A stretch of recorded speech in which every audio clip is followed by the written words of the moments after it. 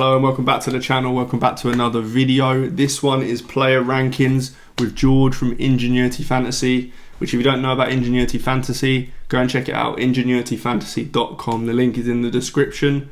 All sorts of good stuff on there. You've got the player rankings that we're going to talk about today.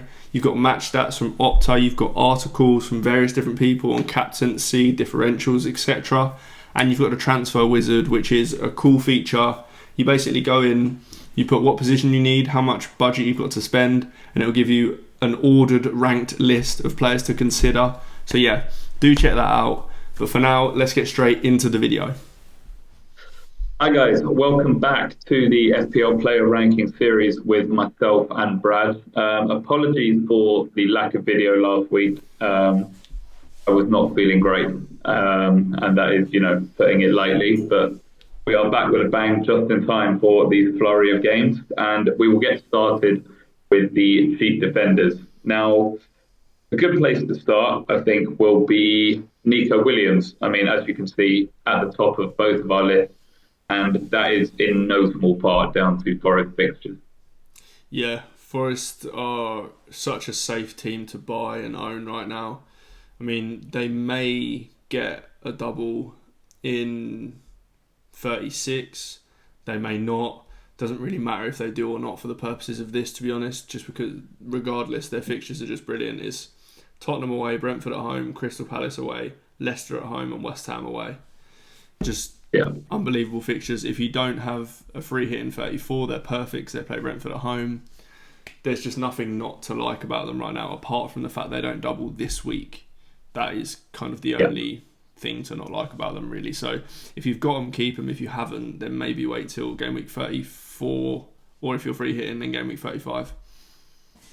Yeah, I think Forest are one of about two, maybe three teams that you can pretty much set and forget their players for the rest of the season. So if you are low on transfers, for example, and you are looking to move to someone, then Forest defenders, and in particular Nico Williams, because the potential attacking output is just definitely the way to go. Now, on the subject of attacking output, Mr. Aït-Nouri. Now, me and Brad, for a while, have been quite hot on Aït-Nouri. Obviously, the club he plays for is a bit of a problem, but, I mean, he's been getting some good returns recently. Yeah, I mean, he's just... Anytime Wolves have good fixtures, he'll always be a good option. We know that, we've said it before, Wolves are a team that play good against bad teams and bad against good teams, so you kind of know what you're going to get from them. And he's just a ridiculously attacking defender, so nothing not to like, really. Yeah, exactly. And then, which brings us on to another one. Now, this is a lot. I've seen a lot of people going for him, but I mean, there is always the inherent risk, considering how many defenders Arsenal do have, and that is Kivior. I mean, he has looked good when he has played, but are you slightly worried about, a Ben White or, one of the other defenders coming in, pushing Kivior back to the bench? Yes, I am a little bit worried, although he has just played in all of the games since the Gabriel injury. So with the info we've got, I think at 4.8 million, I mean, I'm in the market for an Arsenal defender myself this week. So I may just go with him. He seems like the safe option, to be honest. I mean, yes, there is a risk, of course, but I think with the information we've got, it's enough to go on, and I'll probably be quite happy to buy him this week. Yeah, I think for me the only risk lies in the fact that Arsenal are in a Champions League run. Now, clearly Kivior has shown that he's Arteta's preferred option, but just with the inevitable fixture congestion, I think Arsenal do, and Arteta in particular does run the risk of potentially resting some of his key starters, in the Premier League games, given they're pretty much locked up second, they're not going to win anything. So that is the only reason I think we could see, particularly the Prem lineup, be subject to quite a bit of rotation. Yeah, I do agree, to be fair. I do agree. I'm just, the only issue, I mean, I completely agree with it, actually, but the only issue is that there isn't really any other Arsenal options that are good enough. I mean, if you've got Raya, then you can go Saka, you can go Saliba. Besides that, it's a bit of, I mean, there isn't really anyone else to go for. So he's the next safest cheap option. Yeah, 100%. And then the only other person I just wanted to touch on briefly is Anthony Robinson. Now, earlier in the season, he was crazy hot, especially in the assist department. But, I think he's slightly cooled down a little bit. He has gone down to 4.9 million, which is why you now see him in the cheap defenders list as opposed to the premium defenders list. Fulham do have decent fixtures for the end of the year. But I think, there just are too many other good defensive options that you probably don't lean into a Robinson. Yeah, and the fixtures are good, but if you look into them a little bit deeper, they're not that good in that game week 34 is the best fixture, Southampton away. If you're free hitting in game week 34, then the fixtures you're left with are Chelsea at home, Villa away, Everton at home, Brentford away, City at home. So the fixtures are only okay at that point. But he is ridiculously attacking. He's got a joke of amount of assists. He's just very, very good. Yeah, 100%. I think he definitely falls into the category of, if you were one of the people that stuck with him, and I know quite a few people have had Robinson for this extended amount of time, he's definitely not worth the transfer out at all, but definitely not worth the transfer in. So I think, Robinson, whether you have him or not, I can't imagine much change taking place.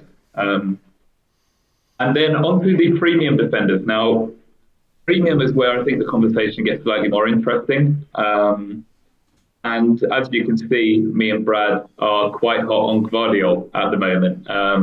City, again, it's City and Forest, I think, they tend to be the sort of set and forget lineup for the end of the season. Yeah, for sure. I mean, City's fixtures are just really good. I mean, you've obviously got the double this week. They blank in 34. After that, you've got Wolves at home, Southampton away, Bournemouth at home, Fulham away, and there isn't many nailed options for City, but Gvardiol is that, and he can, not so much recently because he's been playing as like an actual centre back, but if that changes and he goes back to his left back role, then he can be pretty attacking. Yeah, exactly, and especially with Gvardiol, I mean, how attacking is naturally tends to depend on, how City's set up. But I think what we do have now that we didn't have earlier in the season is, due to these good fixtures, I think City can be relied on a bit more defensively. So, you can see, more points come from the defensive side of the ball with Gvardiol, whereas before, there was a bit of reliance on the attacking side. And now one thing you will notice as a theme throughout all of this is Nottingham Forest assets. I mean, in no small part down to their fixtures for the rest of the season. But I do just want to touch on Aina. So Aina could be back as soon as next game. We're still waiting for a bit of clarity, hence why I have him high and Brad doesn't have him at all. So just to shed some light on there. But if you were trying to move for an extra Forest player or an extra Forest defender, let's say you already have Nico Williams, who are you really looking at between sort of Milenkovic, Aina and Murillo? Murillo, because of price. Yeah, that's the only reason for me. Milenkovic does have a little bit more attacking threat than Murillo. Murillo's got a little bit better BPS. Aina, you just can't really buy at the moment because until you see that he's back fit. Although you probably wouldn't be buying until maybe 34 or 35 anyway, so you might get a bit more information on him anyway. But I still wouldn't go for him. I'd still pick Murillo because I don't think the extra funds are worth it for the other players. Yeah. And then, ideally you want to be going Nico Williams anyway. So, it's almost splitting hairs discussing these three.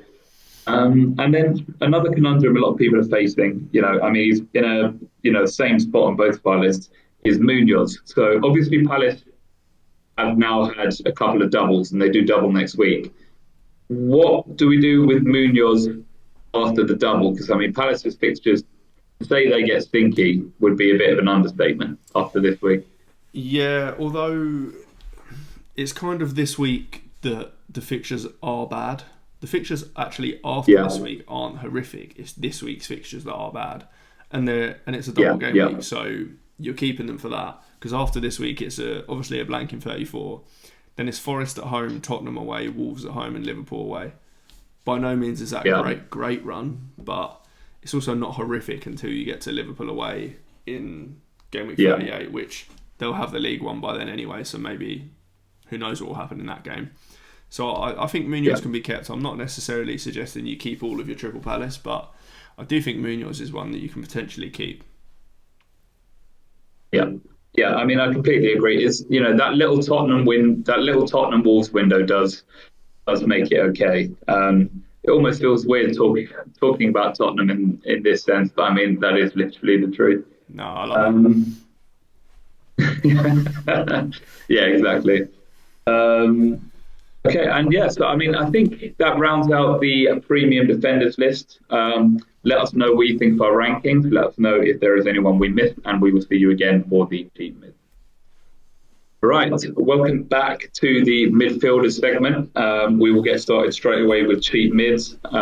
We mentioned it before, there will be this ongoing theme of Forest players, and that will continue with Gibbs White, who is heading up my list, and Brad's got him at number 2. He just seems to be in and amongst everything good that happens for Forest. And with that fixture run, I mean, there's just so many potential points there for him. Yeah, absolutely. I think that he is probably... So, I mean, in terms of ranking Forest kind of assets, you've obviously got Chris Wood, you've got Nico Williams, who are probably the go-to 2. Then you're looking at Elanga or Gibbs White. You are probably going Elanga just because he's quite a lot cheaper. But both of them are absolutely great. If they were the same price, I would go for Gibbs White, which I'm not sure many people would. Same. But yeah, I mean, obviously that makes sense. That's why he's ahead of Elanga in our lists. But I don't think many people would say the same thing. But yeah, I just think he's great. Yeah. I mean, I think a lot of people tend to prefer, a winger. They're like, he plays in the final third more, But I think, something has to be said for when a player is that talismanic. Like, even though Chris Wood was getting all the goals he would, everything still seems to go through Gibbs White. And he is secondary on pens when, Chris Wood isn't on the field. So, that does also count for something. Mm-hmm. And then another interesting case. So, will the man get a rest? We don't know. Morgan Rogers. I mean, I personally kept him in my team, and he's been balling out in the FPL sense and in real life. What would you do about Morgan Rogers at this point? Because is the rest coming? Is he a hold? But then he's so cheap, it's almost not worth the transfer out. If you've got him, you don't sell him for sure. Definitely keep him if you've got him. I don't have him, and I am buying a midfielder this week. I might buy him. I just think that if the rest was going to come, why didn't it come against Southampton in between 2 Champions League games? I think if there was ever going to be a rest, it was then.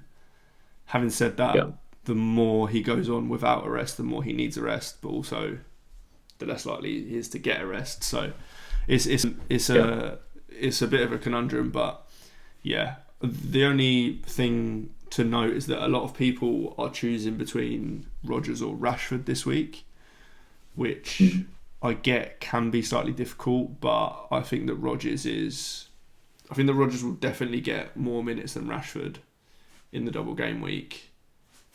I'm just not sure that we can guarantee. Rashford has been starting the important games up front at the moment, but I don't know whether he just starts every game. So yeah, I would go Rodgers out of the 2. I think the reason that you can feel slightly more optimistic about Rodgers is, Aston Villa are deep in a Champions League race, with Newcastle, City, and Chelsea. Anything can happen there. Now, if Aston Villa was sitting mid-table and, they only had the Champions League to focus on, or even if they were in like an Arsenal spot where, they're not going to drop out of the Champions League, but they're not going to win either. If Aston Villa weren't in the midst of a race, I think you would naturally, on a human level, see Rodgers get some rest. I think he's clearly such a favourite of Emery's, and every season is that vital that I almost think it's safe to assume that he won't be rested because he's clearly that important. But I guess that's kind of another positive to Rashford in that Yeah, Emery clearly likes him as the first choice striker at the moment, so he'll probably get those games. At the same time, when he's on the pitch, he does appear to be on penalties as well. So if you do think Rashford gets good minutes, then he is a great option. I'm just not so sure on that. yeah, exactly. I think that's the best way to sum it up. Now, another interesting talking point. I know loads of people brought him in. I even saw some lunatics triple captaining him, and that is Jacob Murphy.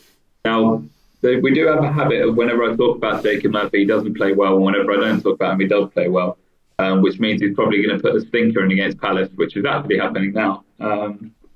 Now, Jacob Murphy, he's definitely not someone you move off because Newcastle don't blank in 34. My only concern at the moment with Jacob Murphy is when Gordon comes back, Harvey Barnes has been playing so well that, I mean, we know that he's had success with Murphy there. I just think Murphy's minutes are not as safe as they had been. I agree to some extent. You'll probably know better than this. Has Murphy been playing better than Barnes? No. Yeah. Okay. Like, not really. I mean, Barnes has, looked electric when he picks the ball up.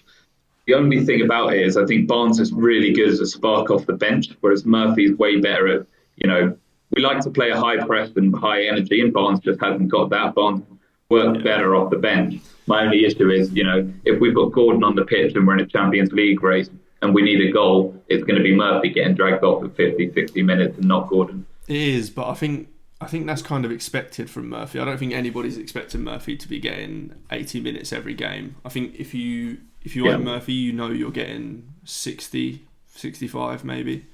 The only thing that is a positive for him is that Barnes and Gordon are both better on the left. They are whoever would play on the right instead of Murphy is worse on the right than they are on the left, which does bode well for him starting at least. No, 100%. But yeah, I mean, I definitely wouldn't move off Murphy at all if you have him. Newcastle's fixtures are pretty good for a while, so yeah, definitely wouldn't switch off him. But would be. I potentially will be moving off of him. I think just down to a lot of people. I think will be in the situation where they want another doubler. They want a Rodgers. They want a Rashford. They want a Marino maybe. They want another doubler, so Murphy probably is the guy to get rid of in that sense. But I wouldn't be rushing him out if I don't think there's any kind of looking at him individually. There's no reason to get rid of him. It's just if you wanted another doubler. Yeah, I think if you're not free hitting in 34 as well, then there's even less reason to get rid of him. Because Newcastle do have that fixture there. So yeah, it's completely dependent on whatever your situation is. And then, that leads us on to an intriguing option, which is Mikel Merino. Now, you mentioned earlier that there's not a huge scramble for Arsenal assets. There's not many that are standing out. So, you could look at Raya, you could look at a Saliba, but then, Saka's going to be rotated so much. Like, Merino is almost a viable option at his price. I think he's a completely viable option. I mean, I think it is actually pretty safe to say right now that he is their first choice striker because he got 90 minutes against Real Madrid. I mean, we're yet to see the second leg is going to kick off in 20 minutes as we're recording. So not really sure the situation with that. But he's got 90 minutes against Real Madrid in the first leg, played 90 minutes the game before that. The 90 minutes the game before that, he did get a rest in the Brentford game after Real Madrid, but so did Saka. So you'd like to think that they were actually just resting players in that game. I think he is the first choice striker. He's obviously 6.1 million as a midfielder. Like I said, I'll be selling Murphy this week, so I am very, very tempted by Merino. It'll be Merino or Rodgers for me, I think, and I'm not sure where I'll land yet. And the only concern is Arsenal don't have much left to play for in the Premier League. So, whether they want to grind their pretty much only viable starting striker through that sort of gauntlet. I think we just do maybe see a bit of Trossard up there. We do maybe, even see a bit of Martinelli. We just don't know how they'll rotate it. So I think, if he is a lock to start every game, he is a great option. But I just think there is that slight rotation issue because of the Premier League and Champions League campaign. Now, one other key point I wanted to talk about was Sarr. Now, I've never been super hot on Sarr. He was only near the top of my list because of, the doubles. But the discrepancy that you now have between Eze and Sarr, you almost seem out on Sarr as well. I think it's just more that I really, really like Eze more than I dislike Sarr. Yeah. I think Sarr's actually fine. Admittedly, he hasn't really been... Well, he hasn't been keeping up with Eze in points-wise. Yeah. So, and that was... When I was on wildcard, my sacrifice to get the team I wanted was to go Sarr over Eze in the hope that Sarr would just keep up with Eze. But that hasn't happened.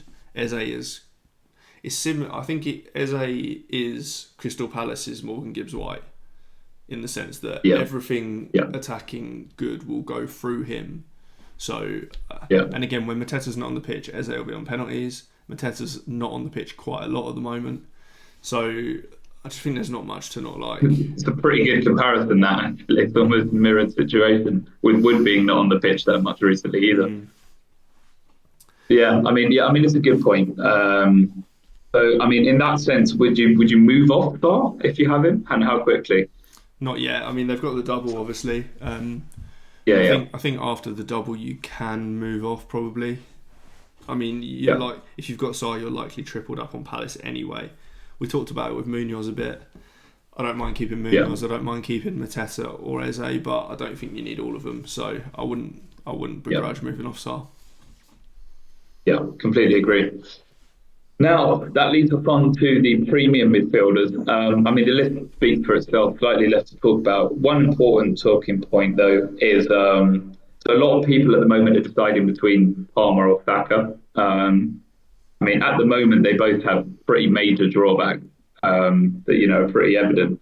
I mean, Saka will likely get rested a bit in the Premier League as long as Arsenal are in the Champions League. And Chelsea's fixtures, towards the back end of the 5 weeks start to turn a little bit, and Palmer still hasn't really started firing again. So, I mean, what do you really do if you have either of them / want either of them? Yeah, I'm in this predicament, to be honest. I have Palmer, and my plan when I wildcarded was always to move Palmer to Saka this week for Saka's double. I don't really like either at the moment, if I'm honest. There's a world where I sell Palmer and just buy someone else instead of Saka and go with neither of them. I could. I'm in a position where I'm selling Palmer and Murphy. Maybe I'll just go to Rodgers and Marino and just completely skip Saka and move off of Palmer. I don't think either. I mean, no one's considering buying Palmer right now. Let's be honest. So I don't think we need to talk about that. Yeah. But I don't mind buying Saka. I just can't be sure on his minutes at all. He will be safe for the Champions League, assuming they get through.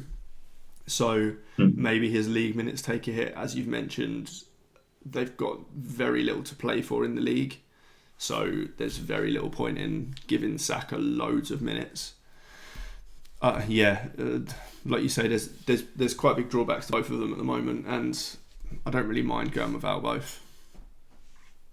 So in that sense, then, would you even consider moving either of them to a Fernandes or an Mbeumo? Fernandes, no. Mbeumo, yes. I do like Mbeumo. Their fixtures aren't incredible, but they're also not bad. So this week it's Brighton at home, then you've got Forest away, Man United at home, Ipswich, Fulham, Wolves. Towards the end of the season, that gets really nice. Right now it's okay. Yeah. So I wouldn't mind moving to Mbeumo. He is someone that I have considered this week as well, but I think I'd just rather get a doubler than him at the moment. But in a few weeks' time, he will be one to look at, Mbeumo for sure. Yeah, I completely agree. I think that's the best way of summing it up, really. So then, no chance then of you moving to this man, Kevin De Bruyne, for the end of the season. No. We've seen this before. We saw it. I think it might have even been earlier this season. Came back from injury, got like one start, got 2 or 3 assists within one game. Everyone piles on him, buys him, and then he just doesn't start every game because why would he? He's just come back from injury. And then you're in the same position where you're going to have to sell him again. I just don't... I get getting on someone early, but I just think you need to see good enough minutes over quite a few games to be able to do that. Yeah. Admittedly, City don't have really anything else to play for at the moment, so maybe he does. Well, they got a champion. They're in a Champions League race. Well, yeah, that's what I mean. So they've got nothing else apart from these games to play for. So maybe he does play because he's clearly one of the best players, but that doesn't seem to matter with Pep, who the best players are. Like Savinho, for example, had one of the best games I've ever seen, and then he was benched twice in a row. Yeah. So I don't know. I just don't think you can trust his minutes. I think that you really can't trust his minutes. Yeah. I mean, you potentially even see Foden rotated in there or something like that. I mean, who knows with Pep Roulette, really. But yeah, I mean, that rounds out the premium midfielder section. Let us know what you think of our list. Let us know if there's anyone we missed, and we will see you again for the forward. Right, welcome back to the forwards segment. We will get started with cheap forwards. Now, there is a return to the cheap forwards list of the man Chris Wood, who naturally, given Forest fixtures, has shot straight to the top. I think the only sort of discussion point, really, if you have Wood, is, what do you do? You definitely don't move off him. But, considering Isak, Marmoush, Mateta, maybe, do you move from Mateta to Wood? Is that something you consider? Yeah. After the double? Yeah, not this week, but it is definitely something you consider. I mean, the fact that... So Wood has obviously... He picked up an injury in the international break a while back, maybe. Yeah. And then came back and started against Everton. The promising thing there is that he actually got 90 minutes against Everton as well. So his fitness is no issue now. Again, we kind of mentioned it before with Forest players. There's not really any point in... You don't need to rush to buy them this week because there's doublers. Yeah. If you're free hitting in 34, then you can get some in free hit. It's then game week 35 when you really look to get them in. Or if you're not on free hit, then game week 34. But yeah, I do think after this week, just buy them as soon as possible, essentially. Yeah. And, I think it moving off Mateta coincides quite well with the time to move on to Wood, So I think that's a natural transfer you can look at. Although that does lead us quite nicely onto the rest of this segment, because the first time in a while, I think the top 5 of the cheap forwards are all actually viable. João Pedro, seems to have refound, some of that sparkling form earlier in the season. Do you ever consider going from a Mateta to a João Pedro or even a Cunha? João Pedro, probably not at this point. I think if you were going to get him, you would have got him for game week 32 for Leicester at home. Yeah. But then he wasn't really someone you could probably buy that week because he got benched the week before. I still don't think his minutes are completely certain. I just think that when he does get minutes, he is so far and beyond most other forwards that it's worth him being a 2 in this list. That's kind of where I'm at with him. I wouldn't trust his minutes, but when he does get minutes, he'll almost definitely get a return. Yeah, I think the really attractive thing is and always has been his price as well. Like what he enables you to do elsewhere on the pitch. I think that's one of the main appeals of João Pedro, and I think that's what does separate him from a Wood or a Cunha, who are much higher up the other end. But yeah, on that subject, Cunha. Is he at what point? When's the best entry point for Cunha? Is he someone you would consider till the end of the season, or? Yeah, I do. Again, I don't think it's this week. It's Man United away, which isn't horrible, but Leicester at home the following week is nice. If you're not on free hit, if you are on free hit, then I'd grab him. The only issue is that he didn't start against Tottenham. I don't think he'll continue not to start. I presume that was because he had 5 games off. So match fitness probably not there. Yeah. But I don't I don't think there's any reason not to buy him from game week 34 onwards, to be honest. He's very good and their fixtures are pretty good. They do play City in amongst it all, but apart from that, they're pretty good. Yeah. I mean, yeah, this is one of those times where, there is just quite a lot of options at forward at the moment, and there's going to be quite a few big decisions made, which, it leads us actually quite nicely onto the premium forwards, where I think the main initial talking point will be what to do with Mateta. Now, he's been, his minutes have definitely suffered a bit recently. I mean, that's putting it lightly. But, is he... You reckon he's not a hold then, beyond the double next week? I just think I struggle. I mean, the game against, was it City they played most recently? Nketiah wasn't even available for that game. I think I'm right in saying. I think he was suspended. He's typically who's been coming on for Mateta. So at that point, you're thinking, okay, Mateta gets more minutes here now that Nketiah can't come on for him. He then proceeds to get less minutes. I can't remember who. It might have been Will Hughes came on for him or something like that. Yeah, there's just something not right there because he's not playing the minutes that he should be playing. So I think after the double you can move off of him for sure. I don't particularly hate keeping him, but I just think there's too many other good options to not move off of him. Yeah, so not full sort of FCON 5 panic, but just start to be a bit worried about Mateta. And then let's just say you do find yourself in the battle of mid that happens between about 4 and 6 on this list. Solanke, Tottenham's fixtures aren't bad, but I think a more important talking point is Watkins. Now, for whatever reason, he's fallen out of favour. Rashford just seems to be preferred in the bigger games, and Villa do definitely have a lot to play for in the league. You mentioned before that you were thinking about moving to Watkins, but has he now just fallen out of consideration then?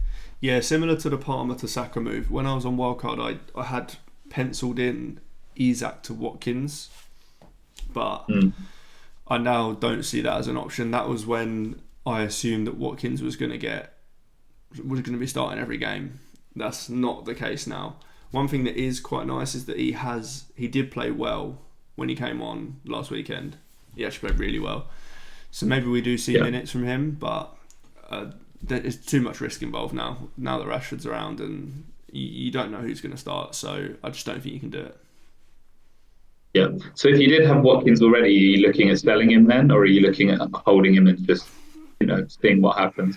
That's a very tough situation if you already own Watkins. Yeah. Oh, I wouldn't even... I think you wouldn't feel right giving advice on that. Yeah, I wouldn't know what to do in that situation. You probably have to keep him because it seems like a waste of a transfer to sell someone who's got a double. But at the same time, they're not going to get 180 minutes or even maybe 150. So, yeah, I have no idea. Yeah, again, I think just a very tricky situation there. So, apologies, Watkins owners. We actually don't have much advice for you. That rounds out the forward section and indeed the FPL player ranking for this week. Let us know what you think of our list. Let us know if there's anyone we missed, and we will see you again next week. And that's all for this one. If you did like it, make sure you hit like, make sure you subscribe, make sure you check out ingenuityfantasy.com. But I will see you in the next one.